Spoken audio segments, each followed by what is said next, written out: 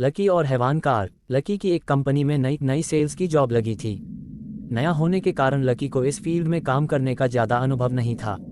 वो अपने सीनियर के अनुसार इस काम को अंजाम देता था और उसके सीनियर्स उसे काम करने के लिए हमेशा उस पर टारगेट का दबाव बनाते थे। ऐसे ही एक शाम को उसके सीनियर्स की कॉल आई और उसे कंपनी के सामान की मार्केटिंग के लिए शहर की एक अजीब सी सुनसान जगह जाने के लिए कहा। उसने घड़ी की ओर देखा तो शाम के 5 बज रहे थे। बाहर मौसम काफ़ी खराब था। घने बादलों के कारण ऐसा लग रहा था कि मानो रात चुकी हो। साथ ही साथ तेज बारिश भी शुरू हो गई थी। लकी वहां जाता तो लौटने में देर रात हो जाती। यह सोचकर उसने अपने सीनियर से कहा कि सर, मेरे हिसाब से इतने देर वहां जाना ठीक नहीं, मैं कल चला जाऊंगा। दूसरी ओर से उसका सीनियर गुस्सा होकर बोला, देखो सेल्स वाले बंदे समय नहीं देखा करते, इस फील्ड में वैसे ही भी बहुत कंपटीशन है।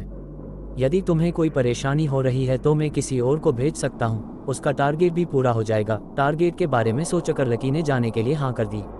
हैरान परेशान सा वो तेज बारिश में अपनी बाइक से शहर की भीड़ भाड़ वाली सड़कों से निकलकर वह वहां पहुंच गया। ये एरिया भी लोगों की आवाज़ से हर वक्त रोशन रहता है, मगर आज खराब मौसम और तेज बारिश के कारण दूर दूर तक उसे कोई इंसान नजर नहीं आ रहा था। वो जल्दी जल्दी अपनी बाइक चलाकर अपनी साइट पर पहुंच गया, मगर वहां पर कोई भी नहीं था जिस मैनेजर से उसे मिलना था।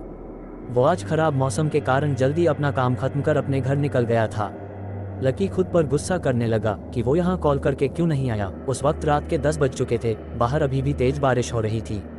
लकी खुद से, यार ऐसी बारिश में तो बाइक चलाना भी मुश्किल होगा, मगर यहाँ रुक भी तो नहीं सकता हूँ यार, ये प्राइवेट नौकरी जो भी कराए वो कम है।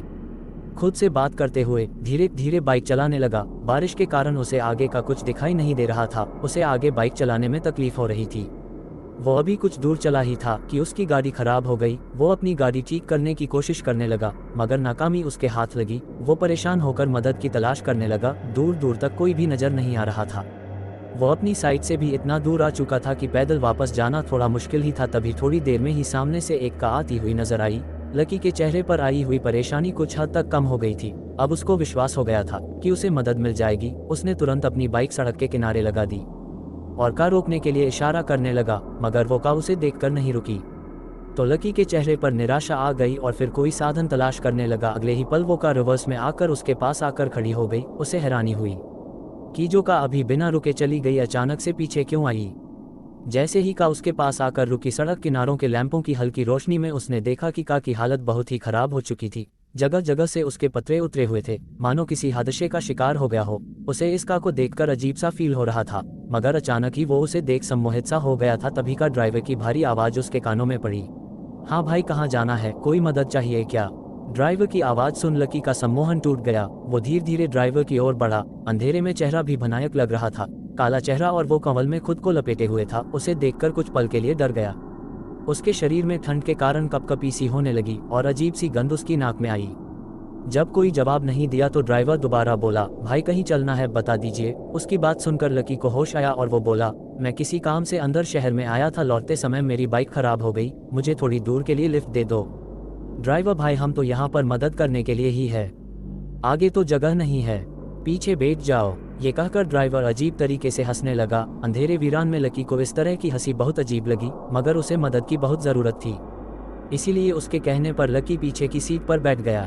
बैठकर उसने देखा कि वहां पर एक बुजुर्ग आदमी और उसके साथ एक छोटा बच्चा और एक महिला घूंघट ओढ़कर बैठी हुई थी। लकी उनके पास बैठ गया और जैसे ही कार चलने लगी, पीछे बैठे वो बुजुर्ग आदमी, वो बच्चा और वो महिला लकी की ओर अजीब सी निगाहों से देखने लगे। उनकी सफ़ेद आंखें लकी के मन में भय पैदा कर रही थी।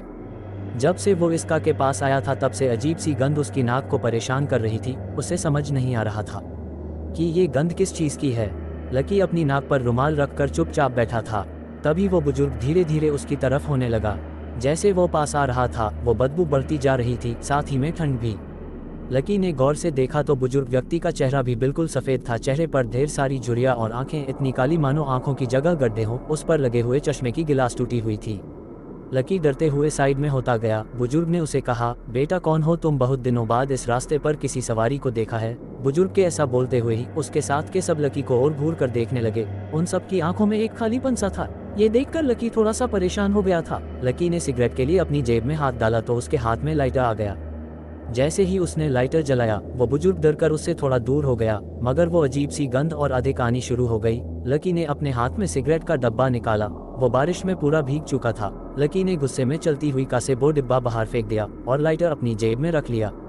जैसे ही उसने लाइटर को वापस अपनी जेब में रखा तो बुजुर्ग उसके और करीब आ गया और बोला, क्या हुआ बाबूजी, इस तरह परेशान क्यों हो रहे हो?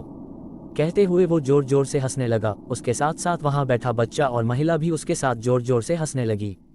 सभी लोग धीरे धीरे उसके पास आने लगे। बारिश में भीगने के कारण उसके कपड़े उनके शरीर से चिपके हुए थे। लकी ने ध्यान से देखा तो उन सबके शरीर पर चमड़ी का नामो निशान तक नहीं था, सिर्फ हड्डियों का ढांचा ही था। लकी बहुत डर गया। वो जोर जोर से चिल्लाने लगा। लकी को चीखते देख वो का ड्राइवर और जोर से का चलाने लगा। जो महिला घूंघट में थी उसका घूंघट अपने आप हट गया।